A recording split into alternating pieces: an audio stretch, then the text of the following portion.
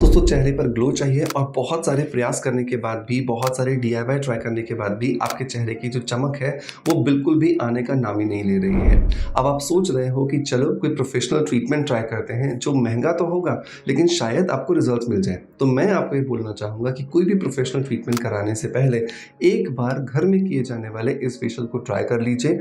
अगर आपको लगता है कि हाँ कुछ रिजल्ट्स आ रहे हैं और इसे बार बार करते जाएंगे तो रिजल्ट्स बढ़ते जाएंगे, तो डेफिनेटली आप अपने घर में इस फेशियल को करके अपनी जेब को कटने से बचा सकते हैं, बहुत सारा पैसा आपका सेव कर सकते हैं। आज के इस वीडियो के अंदर हम बात करने वाले हैं घर में किए जाने वाले एक ऐसे फेशियल के बारे में जो करना बहुत आसान है। सारे इंग्रेडिएंट्स ऑलमोस्ट हमारे घर में अवेलेबल हैं और सबसे बड़ी बात यह है कि ये बहुत सारे पेशेंट्स पे मैंने ट्राई करवाया है, इवन ब्राइड्स पर भी ट्राई करवाया है और उन्हें बहुत अच्छे रिजल्ट्स मिले हैं। तो आई होप कि आपको भी उतने ही अच्छे रिजल्ट्स मिलेंगे। देर नहीं करते हैं, शुरू करते हैं आज के वीडियो को, ताकि आप इस वीडियो को देख करके अपने इस फेशियल को समझ सकें। हर एक स्टेप को ध्यान से देखिएगा ताकि आप किसी भी तरह की कोई गलती ना करें।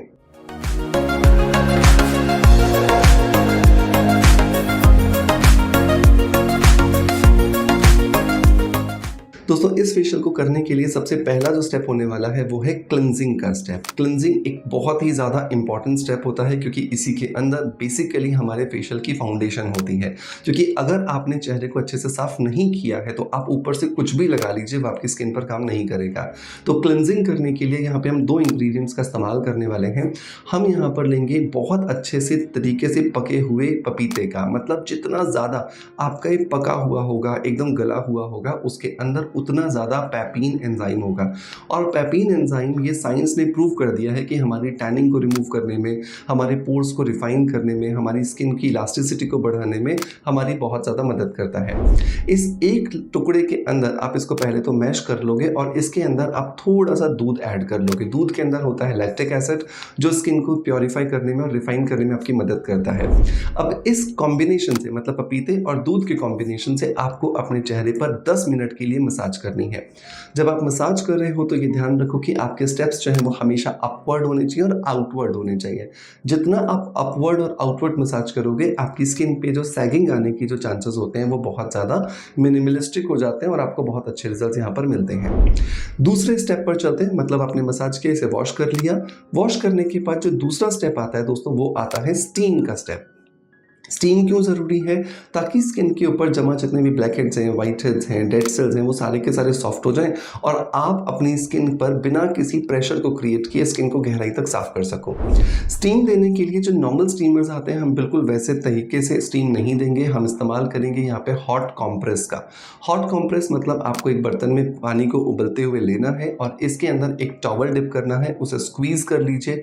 स्क्वीज़ करने के बाद इस टॉवल को अपने चेहरे पर रखिए और हल्का सा इसके ऊपर प्रेशर क्रिएट कीजिए, दबाव दीजिए, ताकि गर्माहट जो है वो आपकी स्किन को अनुभव हो सके। और जैसे जैसे गर्माहट आपकी स्किन को अनुभव होगी, आपकी स्किन के अंदर जमा जितने टॉक्सिन्स हैं वो मेल्ट होंगे, वो बाहर आने लगेंगे और आपकी स्किन रिजुविनेट होना शुरू हो जाएगी।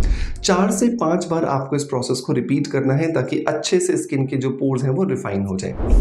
अब नंबर 3 जो स्टेप आता है दोस्तों वो आता है स्क्रबिंग का स्टेप। स्क्रबिंग मतलब एक ऐसा स्टेप जहां पर हम स्किन के डेड सेल्स को निकालने के लिए काम करेंगे। जो व्हाइट हेड्स, ब्लैक हेड्स हमने सॉफ्ट किए हैं स्टीम के माध्यम से, उनको निकालने का हम यहाँ पर काम करेंगे। तो हमें यहाँ पर लेना है 1 चम्मच बेसन और आधा चम्मच हमें इसके अंदर आटा डालना है। इन दोनों चीज़ों के लिए हम अच्छे से मिलाने के लिए हम लेंगे यहाँ पर दही। दही के साथ आप अच्छा सा एक पेस्ट बना लीजिए, चेहरे पर लगाइए, 5 मिनट के लिए छोड़िए और उसके बाद आप चेहरे पर बढ़िया से 10 से 15 मिनट के लिए मसाज कीजिए। अब क्योंकि एक स्क्रब का स्टेप है फिर भी 10 से 15 मिनट मसाज कर सकते हो क्योंकि इसके अंदर हमने कोई भी ग्रैन्यूल्स का इस्तेमाल नहीं किया, कोई भी दानेदार स्क्रब नहीं है। तो क्योंकि ये बिना दानेदार है तो आप आराम से 10 से 15 मिनट के लिए मसाज कर सकते हैं। उसके बाद चेहरे को धोइए और धोने के बाद अब आपका चेहरा तैयार हो गया है मसाज करने के लिए। मसाज करने के लिए इस फेशियल में हमें 3 ही इंग्रेडिएंट्स की रिक्वायरमेंट होगी। नंबर 1 हमें चाहिए एलोवेरा जेल। लेकिन यहाँ पर मेरा एक नोट है आपको एलोवेरा जेल पर, वो ये कि जब भी आप एलोवेरा जेल यूज़ करते हैं वो ऑर्गेनिक होना चाहिए, प्लांट बेस्ड नहीं होना चाहिए। क्योंकि बहुत बार हम प्लांट बेस्ड ले लेते हैं लेकिन जो प्लांट हमारे घर में लगा है ये बिल्कुल ज़रूरी नहीं है कि वो वही वैरायटी का हो जो स्किन के लिए सूटेबल है। और इसी वजह से बहुत सारे लोग एलोवेरा जेल लगाने के बाद हमें कंप्लेन करते हैं कि सर मेरी स्किन पे दाने आ जाते हैं, स्किन काली पड़ जाती है, स्किन सेंसिटिव हो जाती है या स्किन की के ऊपर छोटे छोटे रैशेज आ जाते हैं। सो मेक श्योर, मैं आपको डिस्क्रिप्शन में और पिन कमेंट में एलोवेरा जेल जो 100% ऑर्गेनिक होगा वो परचेज करने का लिंक दे दूंगा, वहीं से जाके खरीदिए और मेक श्योर इसे ट्राई करने के बाद फीडबैक भी मुझे जरूर दीजिएगा। 2 चम्मच एलोवेरा जेल लीजिए, इसमें मिलाइए आधा चम्मच ग्लिसरीन और 1 चम्मच आपको इसके अंदर ऐड कर देना है खीरे के रस का। अगर खीरे का रस नहीं है तो आप संतरे का रस भी ले सकते हैं, इन दोनों में से कोई भी रस लेंगे, दोनों ही विंटर्स में स्किन पर काम करने के लिए सबसे ज़्यादा कंफर्टेबल होते हैं। एक अच्छा सा आपका पेस्ट तैयार हो जाएगा और यही आपकी मसाज क्रीम है जो आपके चेहरे पर ग्लो देगी, आपकी स्किन को ब्राइटनिंग, लाइटनिंग और टाइटनिंग प्रॉपर्टीज देने वाली है। फिर से वही बात दोहराऊंगा कि जब भी आप मसाज करोगे तो हमेशा आपको अपवर्ड और आउटवर्ड डायरेक्शन में ही मसाज करनी है, ताकि आप आपकी स्किन की मसल्स को रिलैक्सेशन देने के साथ साथ जो टोनिंग इफेक्ट आप देना चाहते हो वो आप दे सको। 15 से 20 मिनट मसाज करने के बाद चेहरे को वॉश कीजिए और वॉश करने के बाद फिर से आपको एक बार कोल्ड कॉम्प्रेस देना जरूरी है।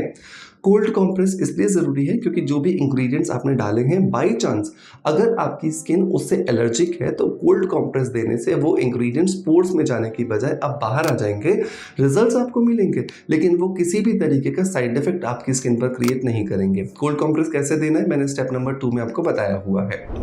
इसके बाद लास्ट स्टेप में हम जाएंगे और जो है फेस पैक का इस्तेमाल।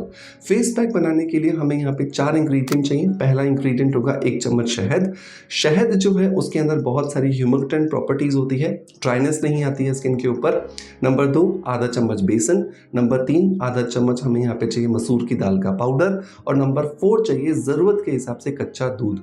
इन चारों चीज़ों को अच्छे से मिलाइए, फेस पैक की तरह लगाइए और लगाने के बाद 10 से 15 मिनट के लिए छोड़िए और फिर चेहरे को आप बढ़िया से धो लीजिए। आपका एक बेहतरीन फेशियल करके आपने तैयार कर लिया है अपनी स्किन को, और अब आपकी स्किन आपको थैंक यू कह रही है क्योंकि आपने अब स्किन को वो सब कुछ दे दिया है जो बेसिकली स्किन की ज़रूरत थी। इसे ट्राई करने के बाद आई होप कि आप जितने भी सैलून्स में जाते हो, फेशियल्स कराते हो, बहुत महंगे महंगे ट्रीटमेंट्स लेते हो, वो सब कुछ भूल जाओगे क्योंकि यही आपको घर में बहुत अच्छे रिजल्ट्स देने वाला है।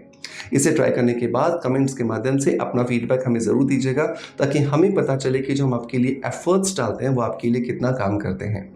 दोस्तों, मैं उम्मीद करता हूं कि आपको वीडियो पसंद आया होगा। पसंद आया है तो लाइक का बटन जरूर दबाइएगा और आपका प्यार आप ऐसे ही देते रहेंगे, इसी आशा के साथ आपसे अलविदा लेता आपका knowledge friend doctor Manoj. Thank you so much, bye bye, love you all.